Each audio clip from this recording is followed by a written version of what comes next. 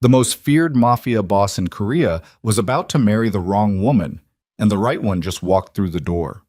20 years ago, Seo Do-jin sent his pregnant wife to prison for a betrayal she never committed. He was told she died. He was told his unborn children died with her. He built his empire on that grave and never looked back. Tonight, at his own engagement ceremony, surrounded by 500 of Seoul's most powerful people, she walked in, alive, unbroken. And she did not come alone. If you want to know what happened next, stay with me until the very end, hit that like button, and drop a comment telling me what city you're watching from. I want to see exactly how far this story travels. The chandeliers inside the Grand Hyun Ballroom were the kind that cost more than most people earned in a lifetime. 3 tiers of bohemian crystal, each one custom cut and hand-polished, hanging from a vaulted ceiling that had been painted by an Italian muralist flown in specifically for the renovation 12 years ago. They threw light in every direction. Warm, golden, expensive light that made everyone beneath them look a little better than they actually were. That was the point. Everything about the Grand Hyun was designed to make powerful people feel like they deserved to be there. Seo Do-jin stood near the head table with a glass of scotch he hadn't touched in 40 minutes. He was 51 years old and looked it in the way a man looks when he has spent 3 decades making decisions that would destroy most people who tried to carry them. There were lines at the corners of his eyes that hadn't been there at 40. A scar that began at his left jawline and disappeared beneath the collar of his dress shirt, a reminder of a negotiation in Busan 11 years ago that had gone poorly for everyone involved, but especially for the 3 men who had walked in thinking they had the advantage. His hair had gone silver at the temples. His shoulders hadn't softened. He wore a black tuxedo that had been tailored in Milan, and he wore it the way men wear clothes when they stopped caring about fashion a long time ago and simply needed to be dressed appropriately for occasions that required it. He was not nervous. He had not been nervous in years. What he felt standing there, watching the room fill with politicians and business leaders and the carefully cultivated wives and companions of men who owed him favors, was something closer to the low-grade exhaustion of a man who has maintained a performance for so long that he can no longer locate the boundary between the performance and himself. Yoon Sara was 20 feet away, radiant in ivory silk, laughing at something a deputy minister had said. She had always known exactly which laugh to deploy in which situation. The one she was using now, warm, slightly surprised, as if the deputy minister had said something unexpectedly clever, was the laugh she used when she needed something from someone who believed himself to be important. Do-jin had watched her use it 100 times over the past 4 years. He recognized it the same way he recognized the particular silence in a room when someone had just been threatened. He took a sip of the scotch. It was a good scotch, 25-year Macallan, poured by a sommelier who had been briefed not to let his glass go empty. The taste registered and moved through him without effect. Everything tonight registered and moved through him without effect. The flowers, white peonies and dark orchids arranged in centerpieces that reached nearly to eye level. The string quartet playing Ravel in the corner, the 312 guests whose names he could recite from memory, along with their net worth, their vulnerabilities, and the specific nature of whatever arrangement tied them to him or to people who reported to him. It was an impressive empire.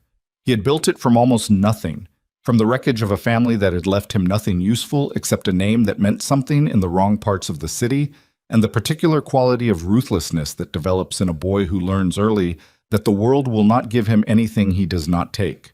He had taken a great deal.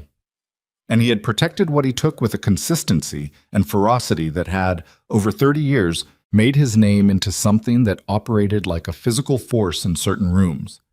Men did not raise their voices when Seo Do-jin was present unless they wanted to find out what it cost. He was thinking about none of this. He was thinking, as he sometimes did in unguarded moments, about a particular morning in the apartment he had kept in Mapo-gu 21 years ago. A third-floor walk-up with windows that faced east and a kitchen that smelled of garlic and sesame oil.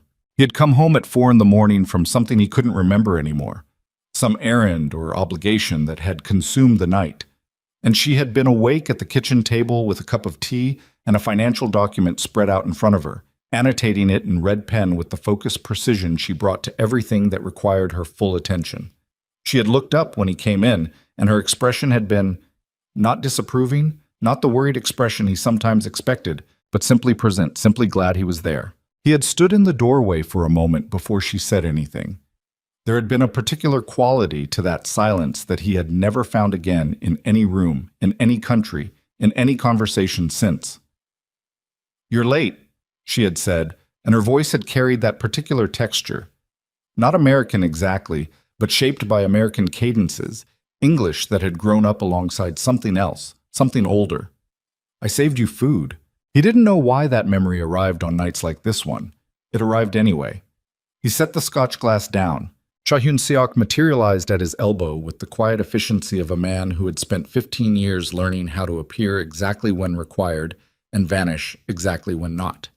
He was 43, lean in the way of men who stay lean through discipline rather than genetics, with a quality of alert stillness that made him excellent at the function he served. He was Do-jin's underboss and had been for 8 years. He was loyal in the particular way that ambitious men are loyal, comprehensively, until the calculations changed. "Everything is on schedule," Hyun-seok said quietly. He didn't look at Do-jin directly. They rarely had conversations that required eye contact. "The Lim brothers arrived 10 minutes ago, seated at table 7. And Prosecutor Beck? Table 12. He came with his wife." Do-jin nodded. Prosecutor Beck's presence at his engagement ceremony was a statement, a public alignment. It would be noted by every person in the room who understood what it meant, and most of the people here understood exactly what it meant. "Sarah wants to begin the formal toasts at 9, Hyun-seok added. "She can begin them at 9. Hyun-seok nodded and started to drift back. Then he stopped. Something in the quality of his stillness changed. The almost imperceptible shift of a man whose attention has been redirected by something he did not expect. Do-jin followed his gaze. The ballroom doors were open. They had been open all evening, wide and welcoming, flanked by 2 members of the hotel's event staff in dark jackets. People had been moving through them in a steady stream since 7 o'clock. But the doors had just opened again. And the room, not all at once, but in a wave that began at the back and moved forward, a wave of small silences and diverted gazes and the particular quality of held breath that spreads through a crowd when something has entered that does not belong. The room began to change. Do-jin did not move. She walked in without hurrying. She was wearing a black silk gown that fell to the floor and covered her shoulders, and was absolutely devoid of ornamentation, and the effect was not simplicity. The effect was the deliberate elegance of a woman who understood that some entrances do not require decoration. She was in her mid-40s. She moved through the room the way she had always moved, with the particular quality of physical certainty that belongs to people who have, at some point in their lives, had everything taken from them and survived it and rebuilt themselves from something that the taking could not reach. Her skin caught the crystal light. Her head was up. She was not looking at the crowd. She was looking at him. Beside her, one on each side, close but not holding her, with the particular looseness of young men who have been raised to be self-possessed, were 2 boys.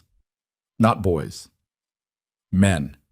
19 years old. They were tall, both of them, with the physical configuration of young men who had grown into themselves recently and were still in the process of understanding what their bodies could do.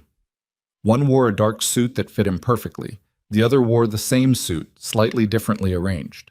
They were identical in the particular way of twins, not just in feature, but in the quality of their attention, the angle at which they held themselves, the focused alertness of 2 people who have spent their entire lives occupying space alongside someone who understood them completely. They looked like her. They also looked like him. Seo Do-jin felt something happen in his chest that had no name in any language he spoke. It was not quite pain. It was not quite fear. It was the sensation, sudden, total, without warning, of a structure he had spent 20 years building, being struck at its deepest foundation by something he had told himself no longer existed. The room had gone almost entirely quiet. Sarah had turned. He could see her in his peripheral vision, could see the exact moment she registered what she was looking at, the way the warmth drained from her expression and was replaced by something cold and carefully controlled. Her hand had stopped moving. The deputy minister she had been charming was looking at the door with the same expression everyone else in the room wore, uncertain, attentive, trying to understand what was happening. Imani Brooks crossed the ballroom floor with 240 eyes following her. and stopped 10 feet from Seo Dojin. Up close she was, he could not find the word. Changed, not diminished, changed the way materials change when they have been subjected to extreme pressure and heat. Not weakened, but altered into something with different properties. Her face was the face he had last seen across a courtroom floor 20 years ago, contorted with something he had told himself then was guilt. He understood now, with the clarity of a man looking at what he had refused to see, that the expression on her face that day had been something else entirely. She didn't say anything immediately. She stood there and let the silence do its work. Then, Dojin. 2 syllables. His name in her voice with its particular American-shaped music, for the first time in 20 years. He said nothing. I think, she said without raising her voice. She did not need to raise her voice. The room was that quiet. We have some things to discuss. Atsen. Her name, 21 years ago, had been Amani Brooks Seo. The Brooks was from her father's family in Atlanta. The Seo was from the man she had married in a private ceremony in the Mapo-gu apartment with Hyun Seok as one of 2 witnesses and a civil registrar who had been paid for his discretion. She had been 24. She had come to Seoul 18 months earlier on a 2-year contract with an international financial consulting firm, deployed to assist with the restructuring of 3 mid-sized Korean conglomerates that had been damaged in the economic turbulence of the late 90s. She had been exceptionally good at her job. She had a precision with numbers that bordered on physical. She experienced financial data the way some people experience music, as something that had texture and shape and internal logic, and she could locate the place where the logic was failing from 50 yards. She had met Dojin at a dinner hosted by one of the conglomerates she was working with. He had been there in his legitimate capacity. He maintained several legitimate businesses, as men in his position are required to do, and one of them was a real estate development company whose accounts were among those being restructured. He had not told her that first night who he was, not all of who he was. She had found out gradually over the following weeks, in the way you find out things about a man when the man himself is deciding how much to show you, and you are paying close enough attention to notice the things he is not showing. She had stayed anyway. Later, when she had time to examine that decision, and she had had a great deal of time, more time than she would have chosen, to examine every decision she had made in Seoul, she would think about what it was in her that had looked at what she was learning about Seo Dojin and decided to stay.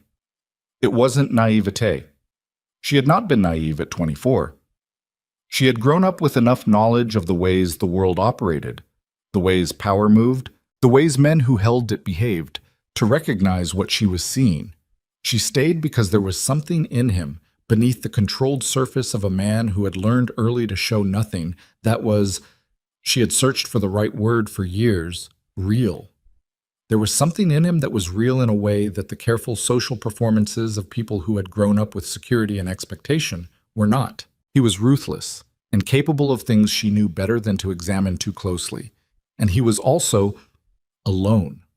Alone in a particular way. The way of someone who has never allowed himself to be known by anyone and is beginning, at 31, to feel the weight of that. She had known him, or she had thought she had. They had been together for 2 years before the pregnancy. They had been married for 6 months when she was sentenced. The trial had lasted 4 days. The evidence was comprehensive. Financial records showing systematic data transfers from the syndicate's accounts to a rival organization based in Incheon. Communication logs. Testimony from 2 men she had never met who swore they had received materials from her directly. A prosecutor who moved through the case with the confidence of a man who has never once doubted the validity of what he is presenting. Dojin had not looked at her during the trial. He had sat, she would remember this for 20 years, in the gallery behind the prosecution's table, in a dark suit with his hands flat on his thighs, and he had not looked at her once, not when the evidence was presented, not when the prosecutor described in clinical language how the woman who had married into the syndicate had used her financial expertise to systematically dismantle its security from the inside. Not when the verdict was read. She had looked at him. The entire trial, 4 days, every time she was not required to look at someone else. She had looked at him, searching for something. Some sign that he was looking for the same truth she was looking for, that he did not quite believe it, that his certainty had a crack in it somewhere. There was no crack. She was sentenced to 7 years. She was pregnant. She was 27 years old, and the man who had put her there sat in the gallery behind the prosecution's table and watched it happen and did not look at her once. The twins had been born inside the facility. A doctor, she would not say his name, not here, not ever in a public context, because he deserved the protection of his privacy, had recognized what was happening to a pregnant woman in the 3rd trimester who was under the level of stress Amani was under, and he had made choices that cost him a great deal, and had, in doing so, made the rest of this story possible. He had helped her through the delivery. He had helped her through what came after. And when a particular sequence of events created a narrow window, he had helped her and her sons through that window and closed it behind them. She had been told, afterward, that the official report listed all 3 of them as deceased. A hemorrhage, a complication. Clean, verifiable, documented. Dojin had believed it. She had spent 2 years simply surviving, moving, staying small, keeping her sons alive in circumstances that required the kind of focused problem-solving that does not leave room for anything that is not immediately necessary. Then 5 years of beginning to rebuild. Then 10 years of careful, methodical, patient work, gathering, documenting, verifying, cross-referencing, building a case out of materials that had been designed never to be found. She had not hired investigators. She had done it herself. She was, after all, exceptionally good at finding the place where the logic was failing. The hotel manager appeared at the edge of the crowd with the particular expression of a man whose evening has become something for which he was not compensated and does not know how to address. 2 of Dojin's personal security team had materialized near the entrance, not approaching, but present, a containment perimeter that was waiting for direction. Dojin had not given them direction. He had not moved. The twins stood on either side of their mother with the particular quality of young men who are in a situation they have been prepared for and are discovering that preparation is not the same as readiness. The one on the left, he would learn later that this was Micah, had his jaw set in a way that came directly from his mother's jaw when she was deciding something. The one on the right, Malik, was watching Dojin with an expression that was a controlled version of something much more turbulent, and the control itself was something Dojin recognized, with a shock of something close to grief, as his own. He had given them that specific quality of containing what you feel because the room cannot be permitted to see it. He had given it to them without ever being present to give it. Sarah had moved. She was 4 feet away now, at his left shoulder, close enough that he could hear the careful measure of her breathing. She had put on an expression, composed, cold, the expression of a woman who has encountered a complication and is processing it. "Security," she said quietly, not quite to him. "Don't," he said. The word came out with enough weight to stop whatever she had been about to set in motion. Amani's gaze moved to Sarah. It was not a long look. It was the look of a woman who has been studying her subject for many years and sees no new information in what is in front of her. "Yun Sarah," Amani said. It was not a greeting. Sarah's expression did not shift. "I don't know who you are." "Yes, you do." The string quartet had stopped playing. No one in the room was pretending to have a conversation. 312 people were absolutely still. Amani looked back at Dojin. "We're not doing this here," she said. "Not in front of all these people. Not tonight. I'm not here for a scene." She paused. "I'm here so that you know that we exist. That's all. Tonight." She looked at him for one more moment, the particular quality of a look that contains everything and shows nothing except the fact that it contains everything. "We'll talk." Then she turned without hurrying, and she and her sons walked back through the ballroom the same way they had come in. The crowd parted for them. No one said anything. The doors closed. Dojin stood where he was for 4 more seconds. He was aware of the room. He was aware of Se-ra behind him and Hyun-seok somewhere to his left, and 500 eyes making calculations about what they had just seen. He was aware of all of this in the way you are aware of peripheral details when the center of your attention has been completely occupied by a single fact. She was alive. His sons were alive. 20 years of architecture. The version of events he had inhabited. The grief he had processed and folded away. The particular story he told himself about what had happened in his marriage and why was not falling apart. It was already apart. It had already been apart. He was only now standing in the space where the structure used to be, looking at the open air. He picked up the scotch glass from the table beside him, set it back down without drinking from it. Hyun-seok was at his shoulder. "Dojin?" "Clear the press section," Dojin said. His voice was even. It had not changed. This was one of the skills he had developed so thoroughly over 30 years that it operated independently of everything else, the ability to keep his voice at the same register regardless of what was happening in his chest. "Anyone with a camera who isn't hotel staff, I want them removed, quietly." "And the guests?" "The guests stay. We continue the evening." He turned to look at the room. All those faces, all those calculations. If anyone asks, she was a former business associate. A misunderstanding about the invitation list. Handle it. Hyun-seok nodded. "And find out where she's staying." A pause. "Dojin, find out where she's staying." Hyun-seok left. Dojin turned to Sera, too. She had composed herself. Of course she had. Yoon Sera had been composing herself in difficult moments since she was 18 years old and had understood what her position required of her. Her face was smooth and her eyes were clear, and she was looking at him with the expression of a woman who is waiting for her partner to tell her what they're going to do next. He looked at her for a long time, longer than necessary. "Later," he said, her jaw tightened by approximately 2 millimeters. "Dojin, we need to—" "Later." He turned away. Finish the evening. He got through the rest of it. He had gotten through worse. He had sat through meetings where the man across the table from him intended to have him killed before the meeting was over, and he had gotten through those by maintaining the particular discipline of staying entirely in the present moment.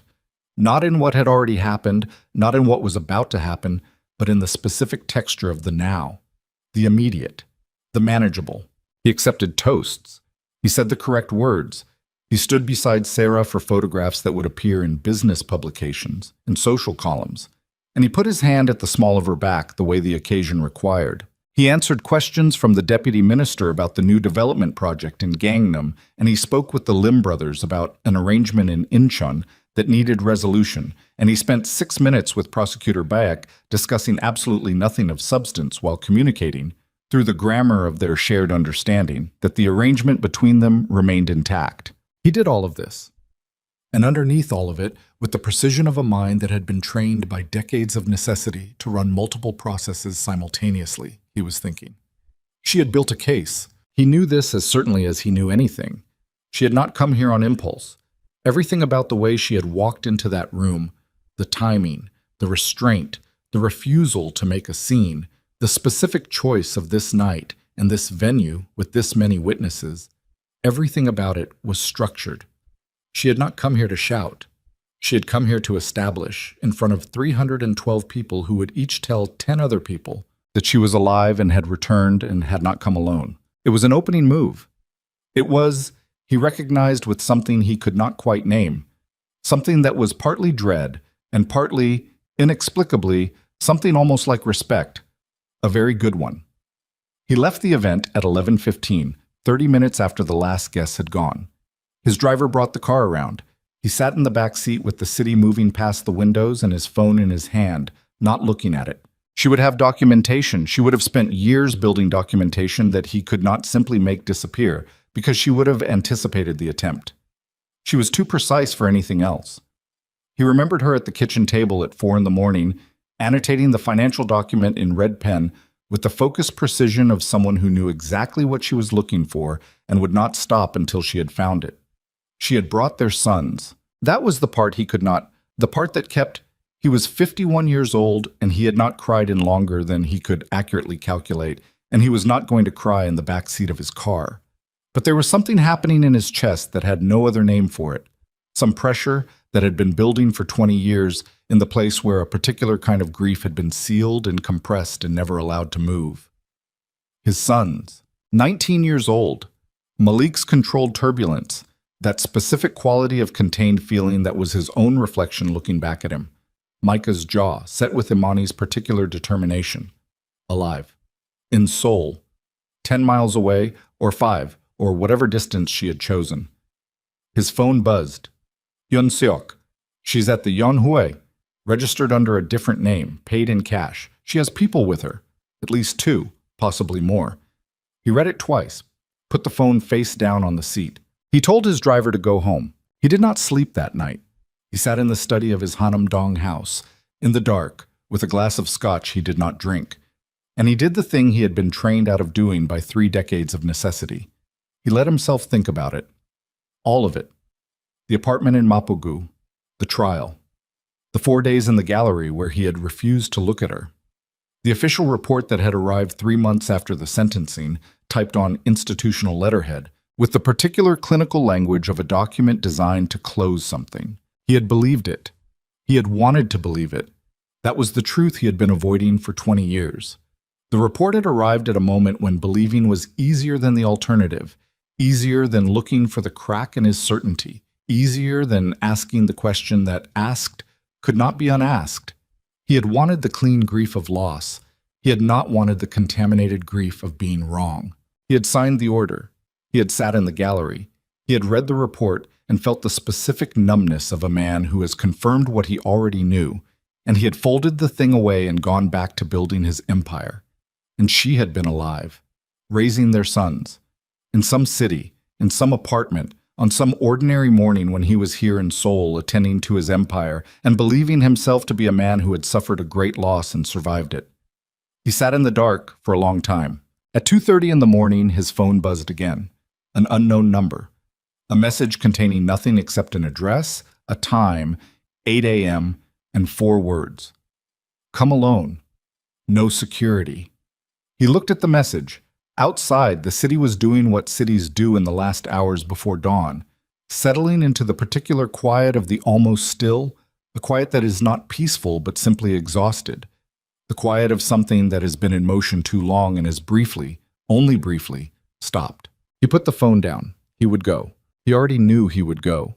He had known it the moment she had stood 10 feet from him in the ballroom and said, "We'll talk," in that voice that carried 20 years of everything he had refused to consider.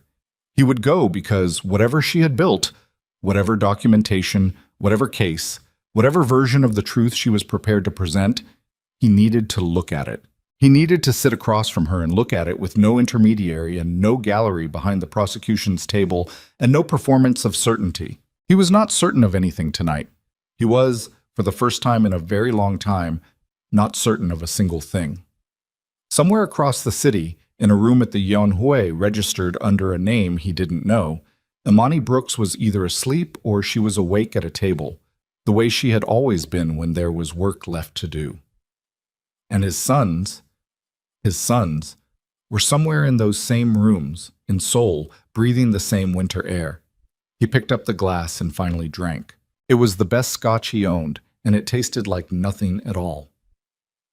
At 7:45 the next morning, Dojin's driver pulled up outside the Yeonhue, and Dojin sat in the back seat for 90 seconds before he got out. He had come alone. He had not told Hyun-seok where he was going.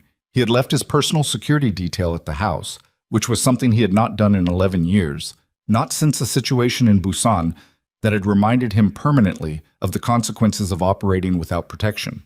He got out anyway. The Yeonhue was a small hotel in the Yeonhue-dong neighborhood, not luxurious, not cheap, with the particular anonymity of a place where people go when they don't want to be found. The lobby was quiet.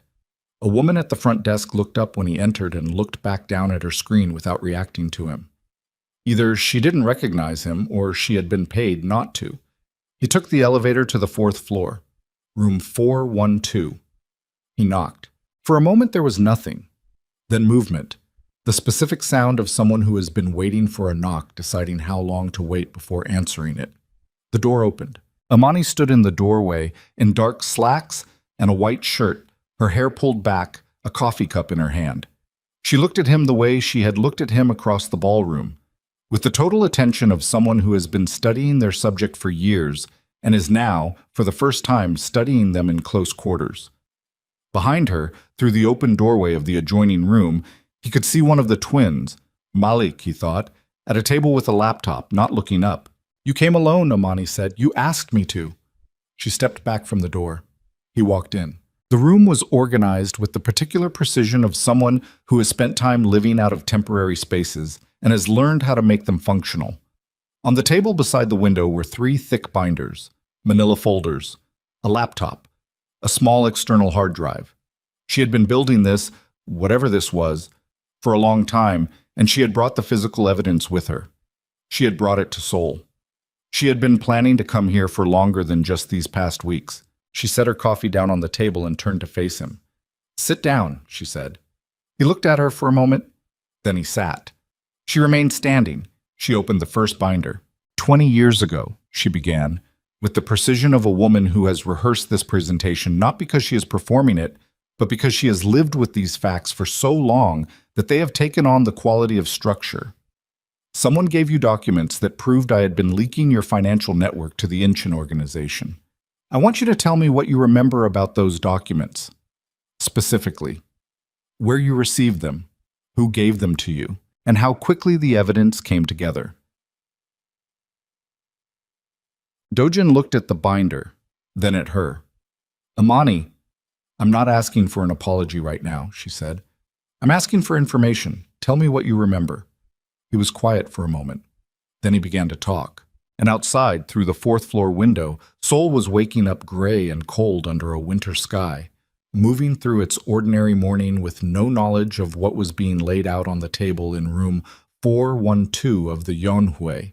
No knowledge that in this small room, in this ordinary building, a man who had built an empire on a lie was sitting across from the woman the lie had been built upon, and she was opening the first of 3 binders. And the account she was about to render was 20 years in the making. And in the adjoining room, Malik closed his laptop and sat very still, listening. He had not spoken about this to anyone, not once, not in 20 years, not to Hyun Seok, not to the men who had served him long enough to know the outline of what had happened, not to Se-ra, who had been present for enough of it to know better than to ask. The version of events that existed in his organization was the version he had allowed to exist. Clean, final, closed. His wife had betrayed him. She had died. He had grieved in the particular private way of men who do not grieve publicly and had moved forward. That was the story.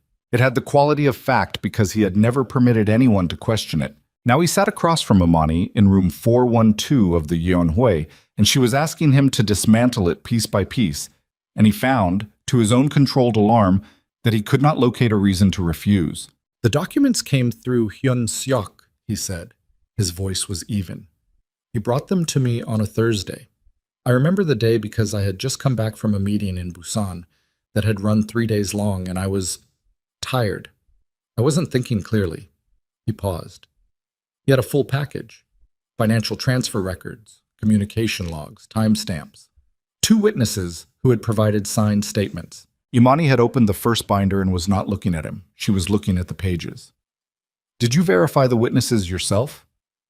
"I had them verified." "By whom?" A beat. "Hyun Seok." She turned a page without reacting. "And the financial records? Did you have your own forensic accountant look at them, or did you use the analysis that came with the package?" He said nothing. She looked up. "The analysis came with the package," he said.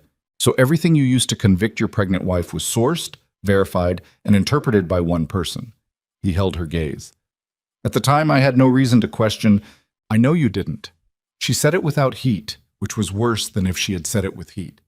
She said it with the flatness of a fact that has been examined so thoroughly it no longer generates emotion, only clarity. "That's not what I'm establishing right now. I'm establishing the mechanism." She turned the binder to face him. "Look at this." He leaned forward. The page showed a financial transfer record. He recognized the format. The same format that had been in the package 20 years ago, the same institutional headers, the same column structure. But there were 2 columns side by side.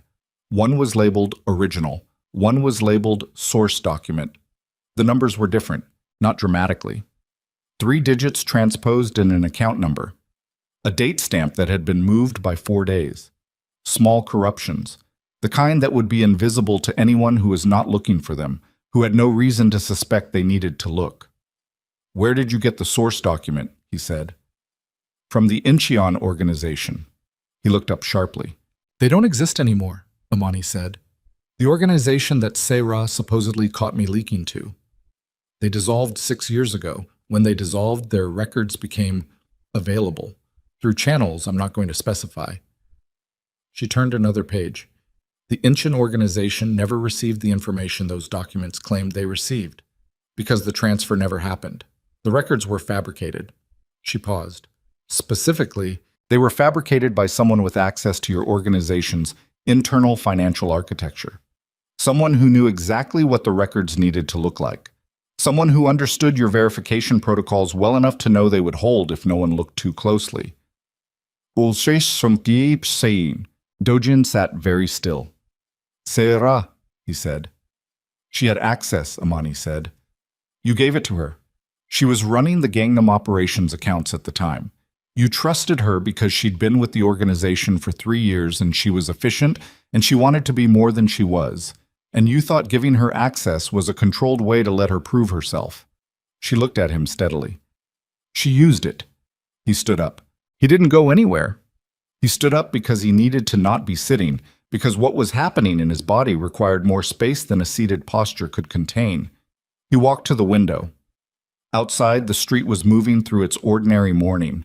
A woman with a bag of groceries, 2 men in work jackets having a conversation, a delivery truck idling at the corner. The ordinary machinery of a city that did not know or care what was being dismantled in a 4th-floor room above it. The witnesses, he said, without turning. Paid. I have the payment records. The prosecutor. Also paid. He retired 4 years after your trial. He has a house in Jeju that he paid cash for on a public servant's salary. A pause. I have the transaction. He stood at the window. Behind him, he heard Amani close the binder. He heard her pick up her coffee cup. He heard, from the adjoining room, the specific silence of someone who has stopped moving because the conversation next door has reached a point that requires stillness. He turned around. How long have you been building this? He said. 15 years of active collection. 5 years before that, just surviving. She looked at him without hostility and without warmth, with the specific quality of attention she had always brought to problems that required her full capacity. I didn't come back to destroy you, Dojin. I want you to understand that before anything else. I came back because my sons are 19 years old and they have a right to know who their father is. I came back because the people who did this are still operating, and I came back because... She stopped. Something moved across her face, brief, controlled, but there. Because carrying it alone for 20 years is enough. The adjoining door opened. Malik stood in the doorway. He was in jeans and a dark sweatshirt, and he was looking at Dojin with an expression that was not hostile and not warm, and not anything Dojin could easily categorize, except that it was evaluating. It was the expression of a young man who is deciding something, actively, while standing still. Dojin looked at his son. His son looked at him. She told us about you, Malik said. She told us everything, not to make us hate you. He paused, choosing his words with care. She told us so we wouldn't build a story about you that wasn't true, good or bad. He looked at Imani briefly, then back. We know what you did. We know why you did it. We know you were wrong. A beat. What we don't know is what you're going to do now. Dojin had no answer. Malik held his gaze for 3 more seconds, then went back into the adjoining room and closed the door. Sira called at 9:17. Dojin was still at the Yeonhui. He had been there for 90 minutes and had looked through 2 of the 3 binders and had not reached the end of either of them because there was simply a great deal of material. Imani had built a comprehensive case, not a suggestive case, not a circumstantial case, but the kind of case that a competent prosecutor would look at and feel the particular satisfaction of work that has already been done for them. He stepped into the hallway to take the call. Where are you? Sarah's voice was carefully controlled. She had been working on being carefully controlled since 11 o'clock last night, when he had told her later and walked away. Handling something. Dojin. A pause. Last night needs to be addressed.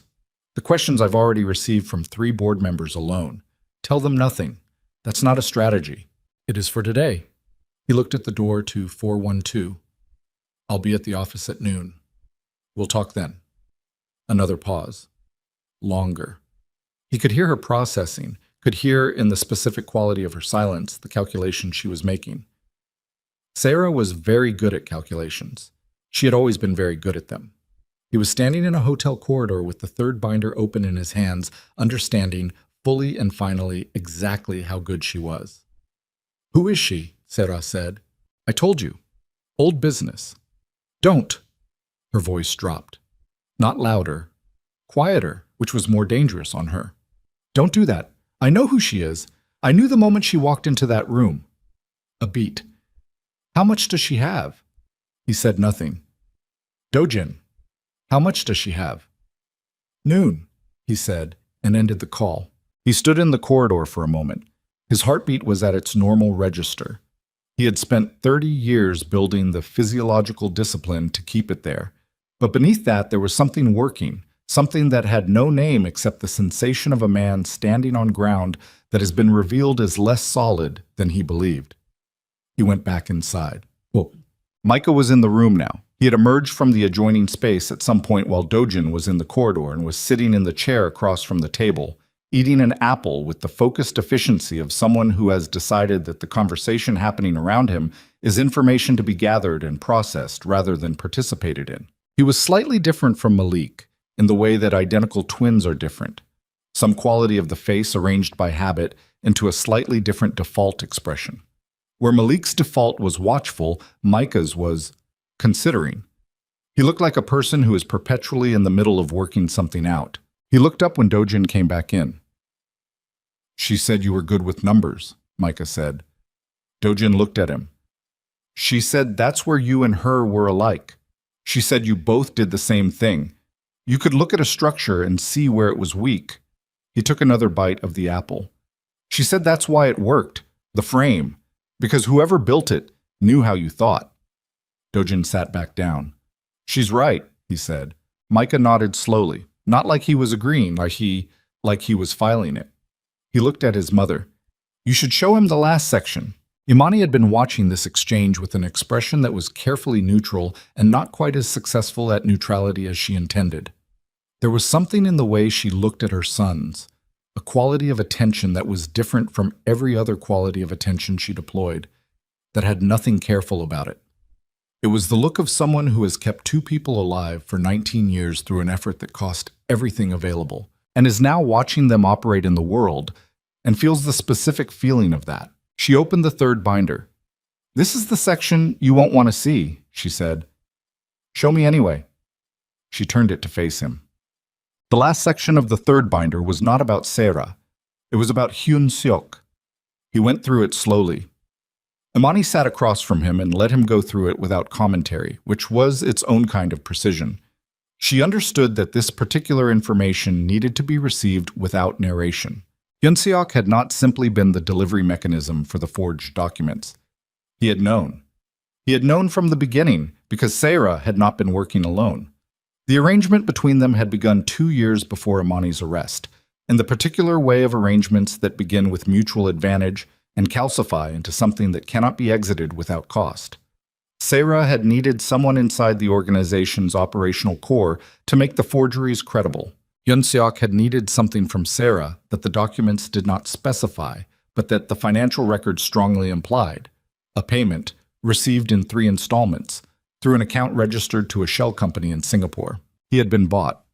For 20 years he had stood at Dojin's shoulder, at his elbow, at his back, in every room that required the presence of someone he trusted. And he had known. He had known that Imani was alive, at least for the first years, because the death report had required his signature as the organizational representative confirming receipt. He had signed it knowing. Dojin set the binder down. He did not speak for a long moment. "There's more," Imani said quietly. "Give me a minute." She gave him a minute. The room was very quiet. Outside, a car horn, the distant sound of a delivery elevator, ordinary city noise moving through the window like weather. Cha Hyun Seok. 15 years as his underboss. 8 years in the specific role of the man he trusted most inside his organization. The man who had been with him in Busan when the situation went poorly and had pulled him out of it. The man who stood at his shoulder at events like last night's and handled the logistics of his life with the silent efficiency of someone who had made himself indispensable because indispensability was a form of protection. More, Dojin said. Imani turned to the last pages. The most recent entries were dated 14 months ago. Hyun-seok had been in contact with Sarah, which was not unusual, they worked together, but the nature of the contact was not professional. The messages, recovered from a device that had been disposed of but not carefully enough, discussed a contingency. A protocol, in the language of men who have spent their careers speaking around what they mean. The contingency was specifically triggered by the event of Dojin discovering the truth about Imani's case. The protocol was not complicated. It involved the twins. Dojin went very still. "When did you find this?" he said. 14 months ago. "And you came anyway?"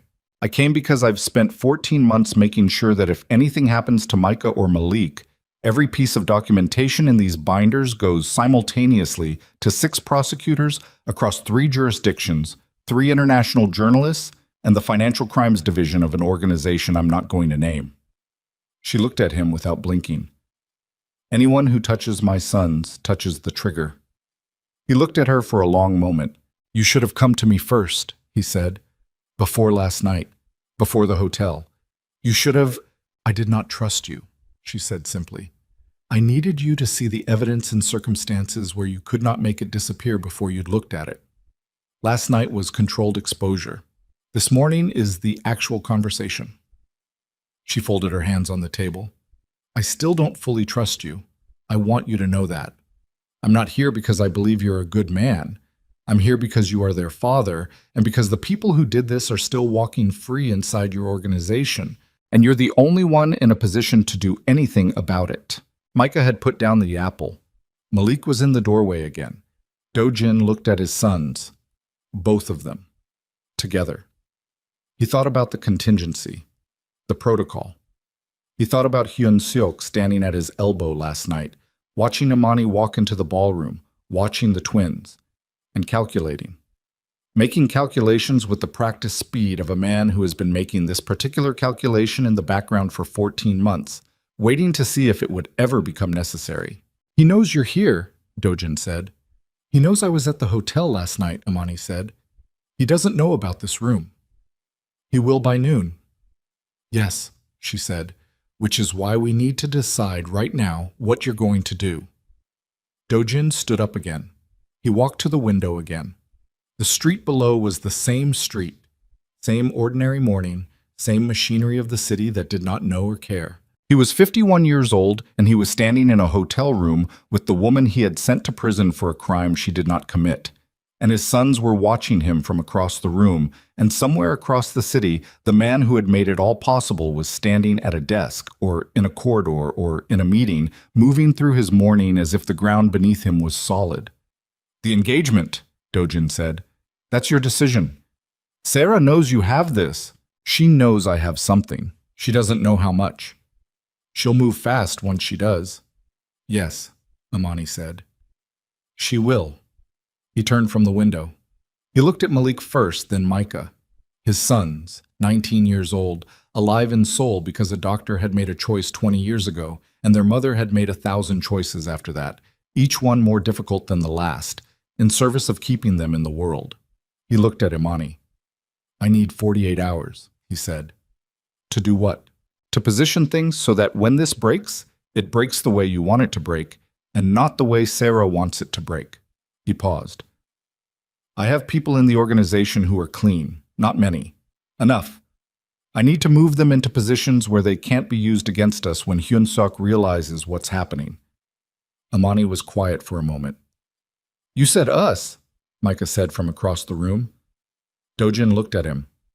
"Yes, you don't get to do that yet," Malik said. His voice was even, not cruel, even in the way of someone who is being precise. "You don't get to say us like it means something yet. You have to earn that." Dojin held his gaze. "I know," he said. Malik looked at him for a long moment.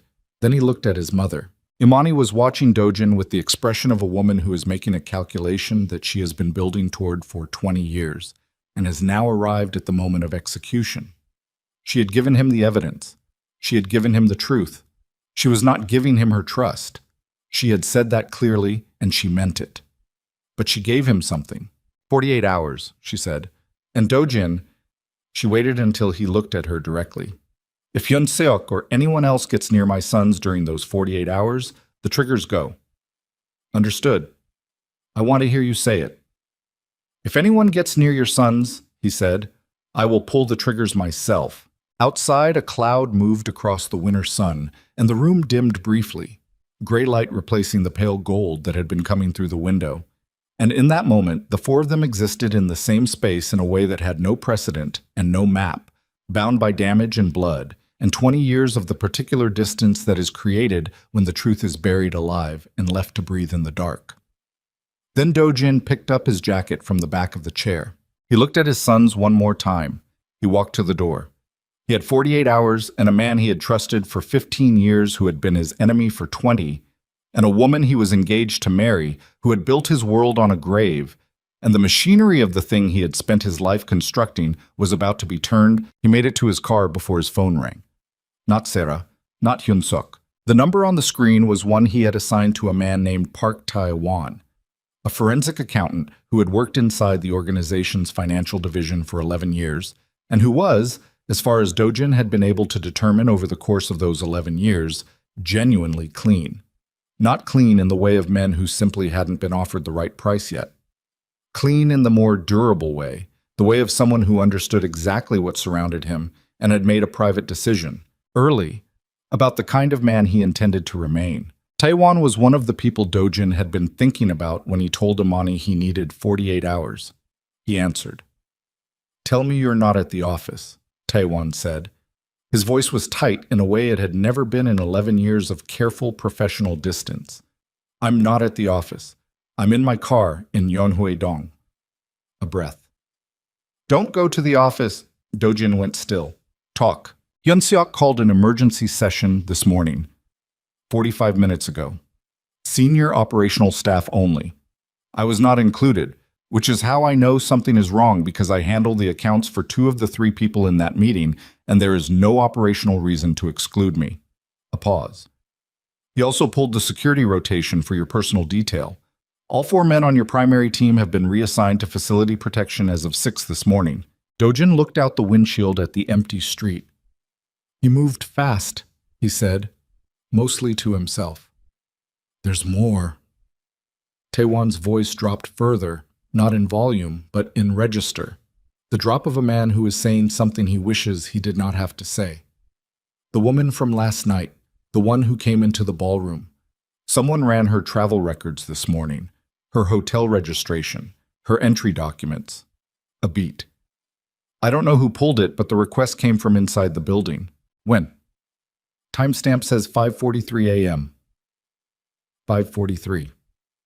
2 hours before Dojin had received Imani's message. Someone had been working before dawn. Taewon, Dojin said, go home. Take your family and go somewhere that isn't your home address and stay there until I contact you. Silence on the line. Then, how bad is this? Go home, Dojin said and ended the call. He sat in the car for 11 seconds. He counted them without meaning to, an old habit from situations where the seconds between information and action were the only resource available. Then he called Imani. She picked up on the second ring. Already? They ran your travel records this morning. Before 5 a.m., someone in the organization has your hotel registration. He kept his voice flat. You need to move. Now. Take the boys and... We're already moving, she said. And there was something in her voice, not calm exactly, but the particular quality of someone who has been moving through contingencies for so long that this one had already been anticipated. I booked a secondary location when I booked the Yeonhwae. We packed last night. He absorbed this. Where? I'm not telling you that. A beat. He should have expected it. Imani, I'll contact you when we're established. Don't call this number again. A pause, and then something shifted in her voice. Just slightly, just for a fraction of a second, the controlled surface developing a hairline fault. Be careful, Dojin. She hung up. He put the phone in his jacket pocket and told his driver to take him to the office. He had 48 hours. He now had considerably less. Hyun-suk was already in the building when Do-jin arrived. This was information. Hyun-suk arriving before him, holding meetings he wasn't informed of, pulling the security rotation. These were not the actions of a man who was still calculating whether to move. These were the actions of a man who had already decided. The lobby of the CO Group's headquarters building was all glass and polished concrete, 30 stories of legitimate architecture above the specific architecture that actually mattered. Do-jin crossed it without stopping, took the private elevator to the 28th floor, and walked through the executive corridor with the particular quality of movement that had always communicated, in this building and every other one, that the space he occupied adjusted itself to him and not the other way around. His assistant, a woman named Ji-yeon, who had worked for him for 7 years and had the particular quality of someone who has learned to read weather, looked up when he came in and something moved across her face that she controlled immediately. "Cancel everything before noon," he said, walking past her. "Mr. Cha is in the conference room," she said to his back. "He's been there since 8. Do-jin stopped. He stood with his back to Ji-yeon for 2 seconds. Then he turned around and walked to the conference room. Hyun-seok was standing at the window when Do-jin came in. The same window Do-jin usually stood at in this room, the one that faced northwest and showed a particular diagonal of the Han River on clear days. He was in a dark suit, and he was holding a coffee cup, and he turned when Do-jin entered with an expression that had been arranged very carefully. The arrangement was the problem. In 15 years, Hyun-seok had never needed to arrange his expression when Do-jin walked into a room. It had always simply been there, attentive, professional, the expression of a man in the natural habitat of his function. Today it had the specific quality of a thing that had been constructed. Do-jin closed the conference room door. "Sit down," Do-jin said. Something moved behind Hyun-seok's eyes. "I was actually going to sit down." He sat. Do-jin remained standing. He put his hands in his pockets, not casually, but in the way of a man containing his hands because his hands were responding to something his face was not showing. He looked at Hyun-seok for a long moment. Hyun-seok met the look. He was good at it. He had always been good at it, and Do-jin had always read that quality as the steadiness of a reliable man, and he was now reading it as something else entirely, as the practiced composure of a man who has been lying to your face for 15 years and has become exceptionally skilled at it. "Tell me about the emergency session this morning," Do-jin said. A fractional pause. "Precautionary. After last night, I thought it was important to without consulting me. You were unavailable. I was reachable." Hyun-seok set his coffee cup down. "Do-jin, last night was a significant security event. A woman walked into your engagement ceremony, and I know what happened last night. Then you know why I needed to move quickly." Do-jin looked at him. "Why did you pull my security rotation?" he said. The quality of the silence that followed was different from the silences before it. It had a density. The density of a man who has been asked the question he was not quite prepared to be asked yet. The question that arrives 8 hours before he expected it. "Facility consolidation," Hyun-seok said. "Given the uncertainty of the situation, I thought it made more sense to—" "You pulled the 4 men closest to me," Do-jin said. "You assigned them to building security. You left me with no personal protection." He tilted his head slightly. "That's not facility consolidation. That's exposure." Hyun-seok was quiet. 15 years, Do-jin said. The words came out with a quality they had not had in any previous conversation, weighted with the specific information that had been laid in front of him in room 412 of the Yonhui. 15 years you've been at my shoulder. How long did you know she was alive?" The mask came down. Not all at once. Not dramatically. Came down the way things come down when they've been held up for a long time, and the energy required to maintain them finally runs out. Slowly, the constructed arrangement of the face releasing itself into something rawer, and in its own way, more honest. 3 years, Hyun-seok said. Do-jin had known it was coming. He had known since room 412 that this conversation would happen and roughly what it would contain. He had prepared for it in the way he prepared for every difficult conversation, by understanding in advance what he was going to hear and making a decision about how he intended to receive it. It hit him anyway. 3 years, Dojin said. A contact surfaced information. I verified it. I made a decision about whether to bring it to you, and I decided— You decided not to. Hyun-seok looked at him steadily. I decided that bringing it to you at that point would create a destabilizing event at a moment when the organization could not absorb destabilization.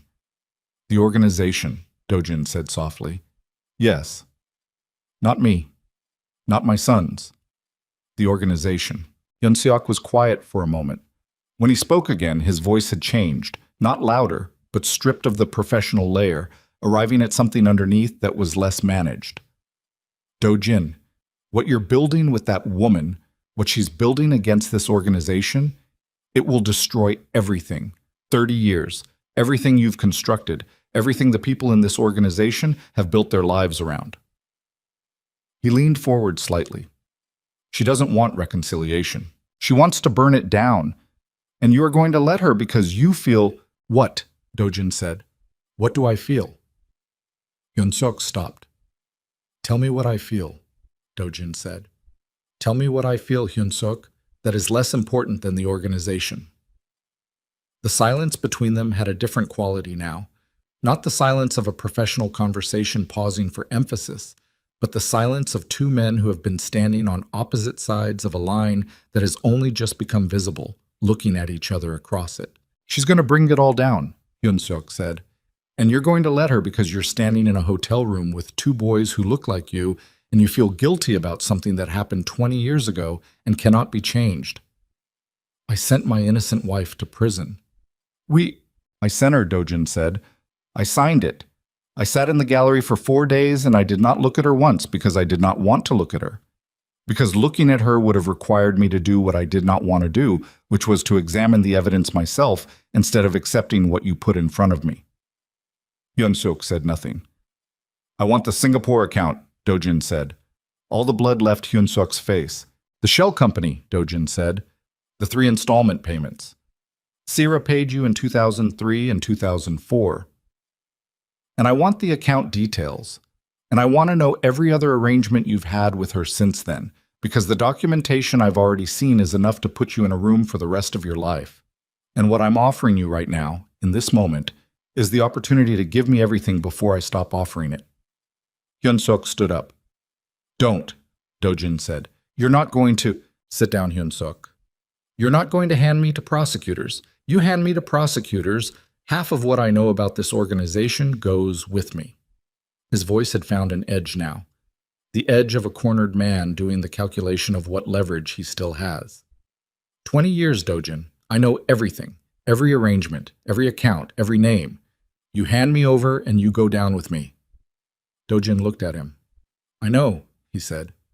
Hyun-seok blinked. I know what handing you over costs me, Dojin said. I've known it since 8 o'clock this morning. I've been sitting with it for 3 hours. He looked at Hyun-seok with an expression that Hyun-seok had never seen on him before. Not cold, not hard, not the particular controlled blankness that had always been the face Dojin showed the world at its most extreme. Something else. Something that had been buried under the controlled blankness for so long it had almost ceased to exist. I'm going to do it anyway. The door opened. Dojin had not heard anyone approach. He turned. Seiras stood in the doorway. She was in a dark coat, still wearing the jewelry from last night, or some of it, the pearl earrings, the bracelet. Her hair was done. Her face was composed in the way it was always composed, and her eyes were moving between Dojin and Hyun-seok with the rapid intelligence of a woman reading a room and assembling what she finds there into a picture. She assembled it very quickly. He told you, she said. Not a question. She told me, Dojin said. Sarah closed the door behind her. She moved into the room with the particular quality of someone who has decided on the other side of a door to stop performing. She sat down at the conference table, not in her usual seat, but at the head, in the chair that was Dojin's chair, and the choice was either unconscious or it was not. How much does she have? Sarah said. Enough. Specifically, the forgeries, the payment records, the Incheon source documents. He watched her face. The prosecutor's property in Jeju, the communication logs from 14 months ago. Something happened in Sarah's expression at the last item. A contraction, quick and involuntary, that she controlled in under a second, but that he caught anyway. The contingency, Dojin said. Dojin? My sons, he said, and his voice on those two words had a quality that was new in this room and in every room. Stripped of the professional register, stripped of the controlled performance, arriving at something underneath that was not managed at all. You wrote a contingency for my sons. Sarah looked at him. She was very still. I wrote a contingency for the organization. My sons are 19 years old. Your sons are the heirs of an empire that... My sons are 19 years old, he said again, and the repetition was not for emphasis. It was because the sentence contained something he needed to say twice, needed to hear twice in this room in his own voice, because the reality of it was still, even now, even after the morning he had just had, still arriving in waves. Sarah stood up. She walked to the window, his window, the one with the Han River, and she stood with her back to the room for a moment. You were going to marry me, she said. Last night, before she walked in, you were going to marry me. You had decided, whatever you felt about it, whatever reservations... She stopped. You had decided. I had decided, he said. Yes. And now? And now I know what I'm standing in, he said. I know what I built this on. I know what you built it on. He looked at her back. I know what you were willing to do to my sons if the truth came out. She turned. Her face had changed. The composed surface was still there, but something underneath it had shifted. Not guilt, not remorse. Something harder than either. The expression of a woman who has spent 20 years building a position and is now watching the building begin to come apart and is assessing, with the cold efficiency that had always been her most reliable instrument, what can still be saved. If you move against me, she said, I will take this organization apart in ways your Amani's documents cannot repair. I have arrangements you don't know about, names, accounts, people who answer to me, not to you. She held his gaze. You burn me, I burn everything. Dojin looked at her. Then we burn it, he said. She stared at him. We burn all of it, he said, the whole thing, everything. He said it with the particular quality of a man who has reached a decision that has been building for 3 hours and has now arrived, completely, without reservation. I'm done. The room was absolutely silent. Hyun-suk was looking at him with an expression that was, for the first time in 15 years, something close to genuine. Not the managed loyalty, not the professional composure, but the raw, unfiltered expression of a man who is watching something he did not believe possible happen in front of him and does not know what to do with it. Thera's expression was different. It was the expression of a woman running a calculation whose result keeps coming back wrong. Dojin's phone buzzed. He looked at it. Unknown number. One line. They found the second hotel. We're moving again. The boys are with me. Dojin. They have people on the street outside. At least 3. He read it twice. The 48 hours were gone. Whatever window had existed between the Yeonhwei and now had closed while he was in this conference room having this conversation. And Hyun-suk had not been slow, and Sarah had not been slow. And somewhere across Seoul, his sons were in a car with their mother being followed by men who had a contingency. He looked up from the phone. He looked at Sarah. He looked at Hyun-suk. He said nothing.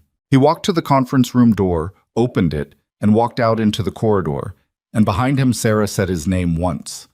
Do-jin, in a voice that had, finally, lost its composure. And he did not stop, and he did not look back.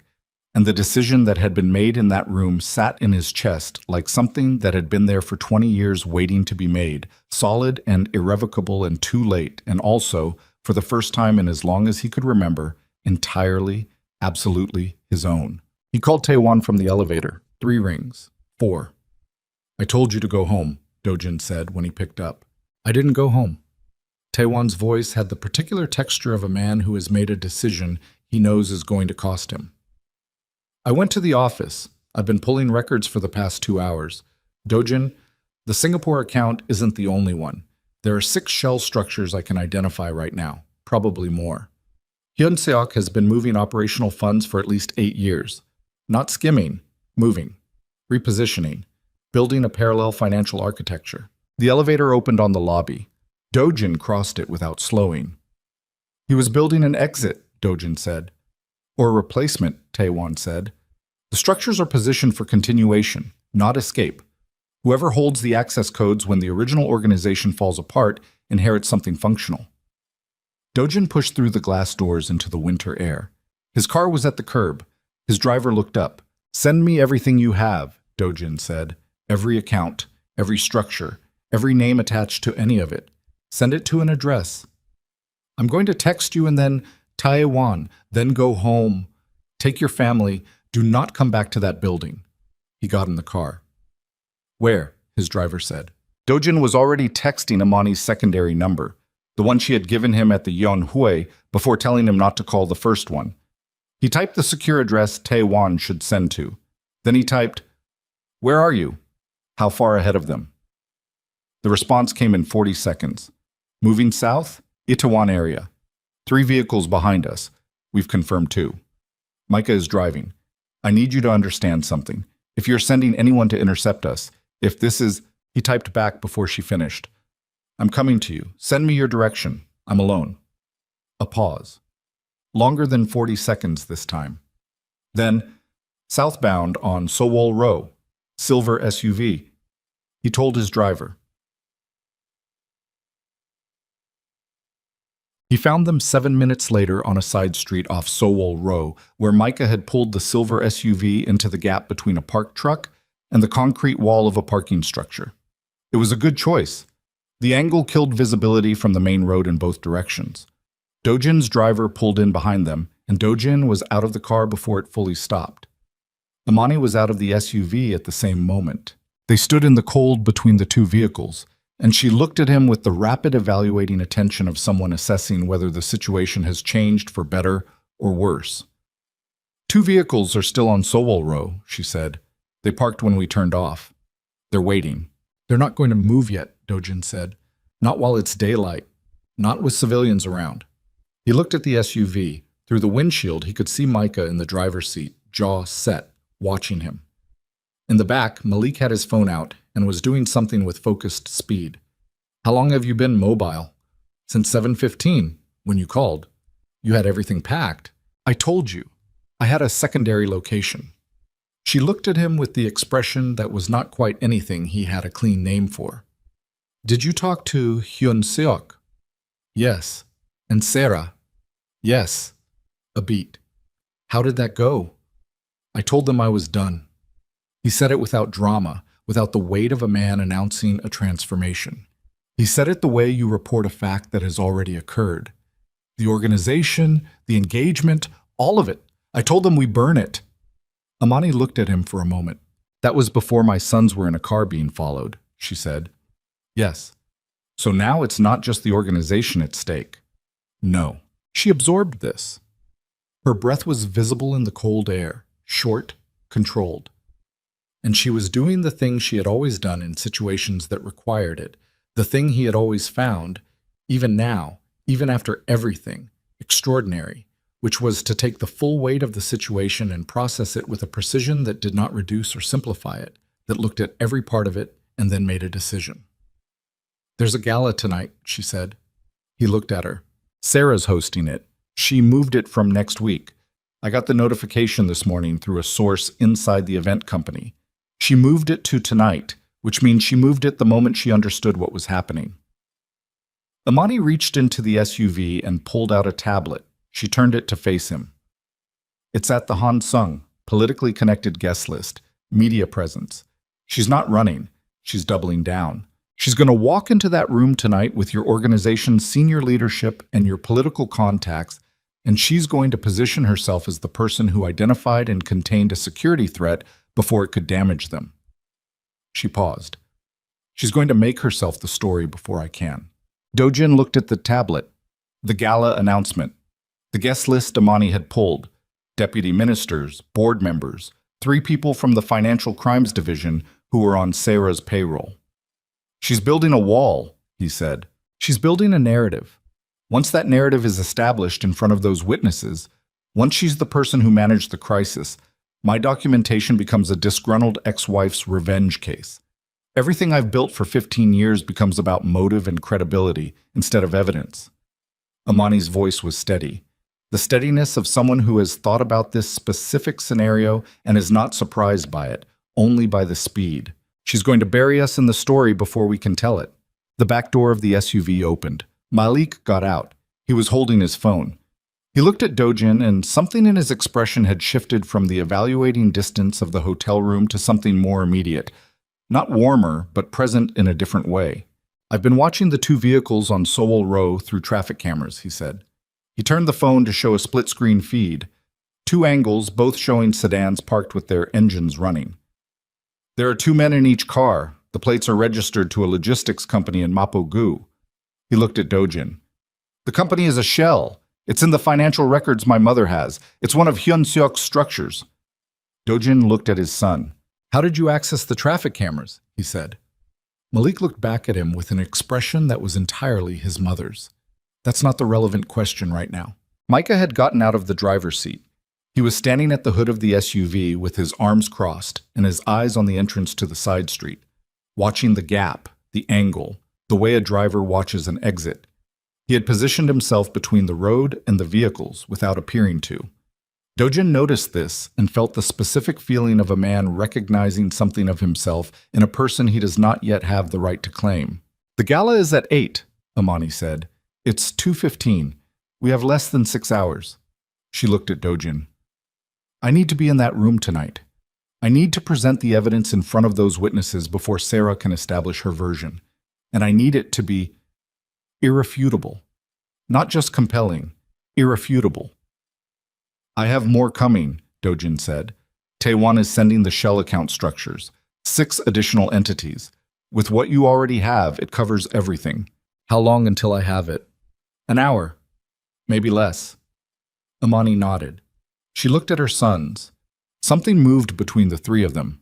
Not words, not a gesture. Some communication that existed in a register Dojin could see but could not fully access. The communication of people who have been each other's entire world for 19 years. Then she looked back at Dojin. "You need to get us into that gala," she said. "Tonight." Getting them in was not the problem. Dojin had built the guest list for the original engagement event, which had been the template Sarah used when she consolidated the gala. His access to the Hansung's event management was direct. He owned the company that handled the venue's premium catering contract. One phone call, not to the venue, but to a man 3 levels below Say-Ra's event coordinator who owed Dojin a specific and documented favor, and 4 names were added to the attendance register under a corporate entry that would not flag in Sarah's guest review. The problem was the 4 vehicles now parked around the side street off Sowell Row. 2 had become 4 while Dojin was on the phone. Malik tracked it on the traffic feeds and said nothing until he did. And the way he said it, flat, factual, no performance of alarm, was the voice of someone who has learned to receive bad information cleanly. "They're not moving yet," Malik said, "but they've closed the exit angle." Dojin looked at his driver. His driver was a man named Jin Ho, who had been driving for him for 9 years and who, unlike the 4 members of his personal security team who had been reassigned that morning, had not been on Hyun-seok's rotation list. This was either because Hyun-seok had not considered him a threat or because Hyun-seok had not finished. "Jin Ho," Dojin said, "take the SUV out first. South. Don't stop." Jin Ho looked at him. "They'll follow." "That's the point." He looked at Amani. "You and the boys go with him in my car. Different direction. They can't follow both." Amani looked at him steadily. "And you?" "I stay with the SUV." The silence that followed was brief and complete. "No," Micah said. Dojin looked at him. "You're not doing it that way," Micah said.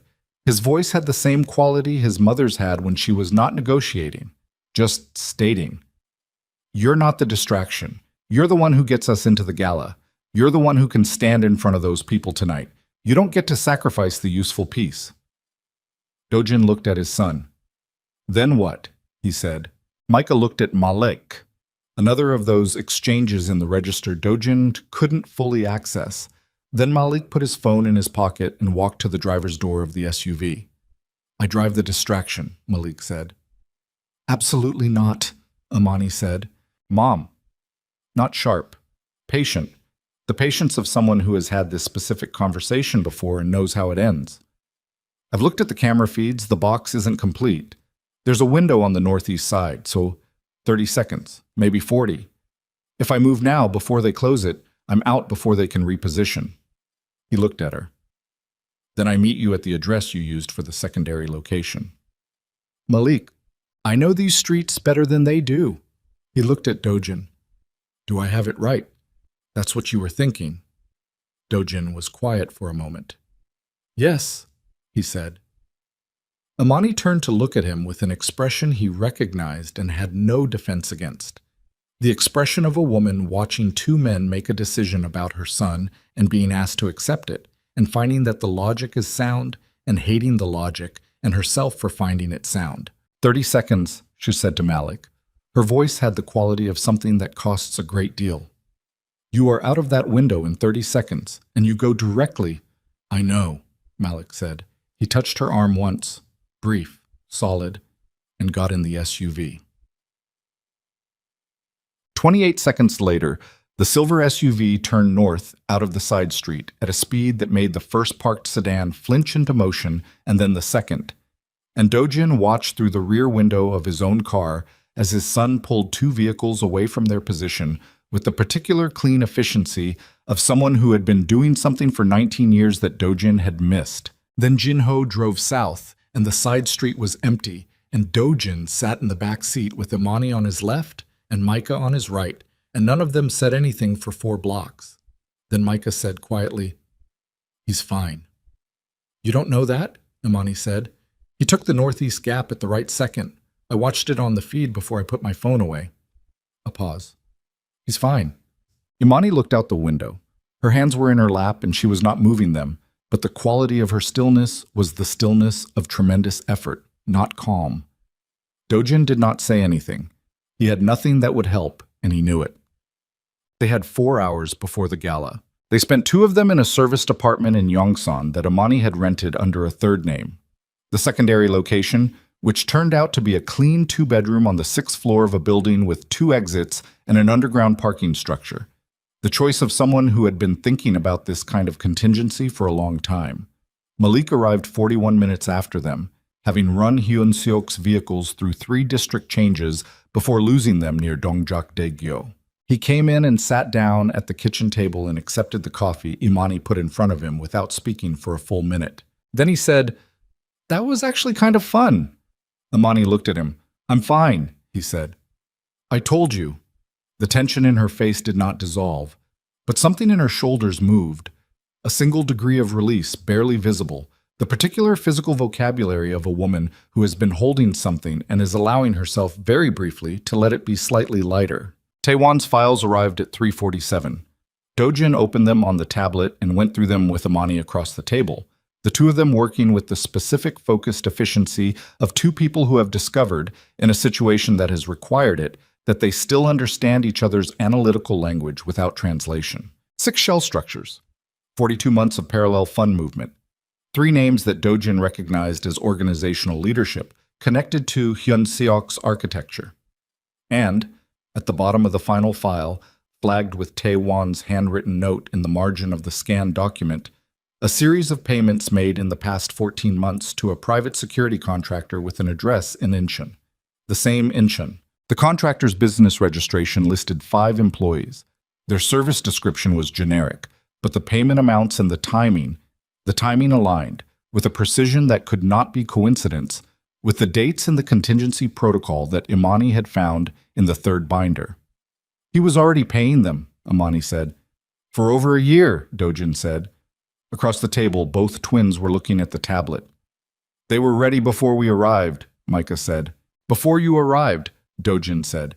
Hyun-seok knew you were coming before you came, not the specific date, but he knew it was a possibility.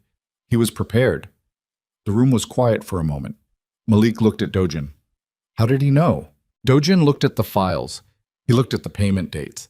He looked at the contractor's registration address and ran it against the geography of what he knew about Hyun-seok's external contacts. And the answer arrived with the specific quality of an answer that has been there all along and has simply been waiting for the right question. Because 3 years ago, Dojin said slowly, when Hyun-suk's contacts surfaced information about your mother being alive, he didn't just make a decision about whether to bring it to me. He looked at Amani. He found out where you were. The quality of the silence in the room changed. He knew where we were, Amani said. Not specifically, but the general location. He's been monitoring for movement towards Seoul for 3 years. Dojin set the tablet down. The moment you bought the flights, the moment the travel documents were processed, something in his monitoring system flagged it. He looked at her. The 543 pull of your travel records wasn't discovery. It was confirmation. Amani was very still.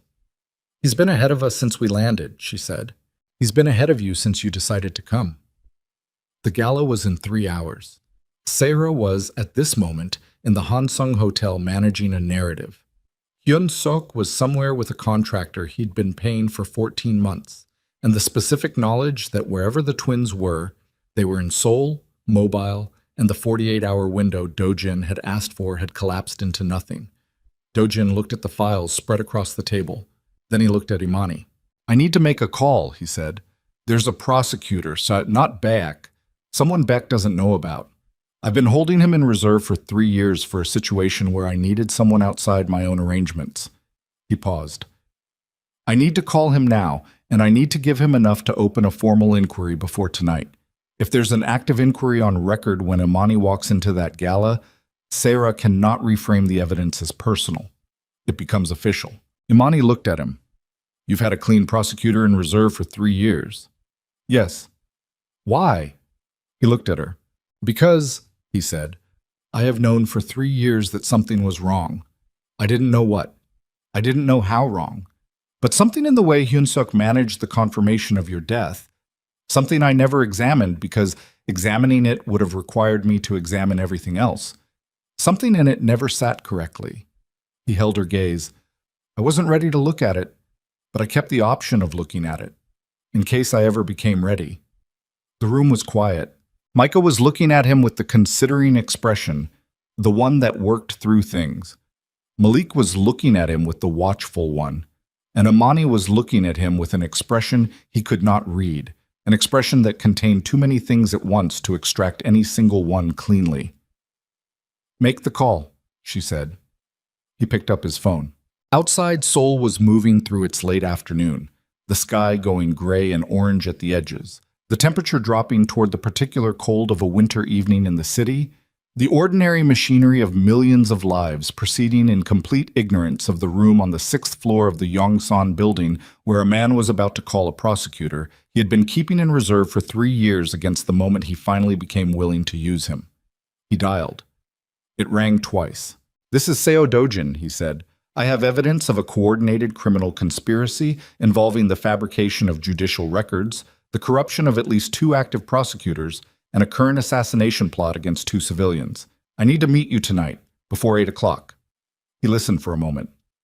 I understand the risk to me. I'm asking you to come anyway.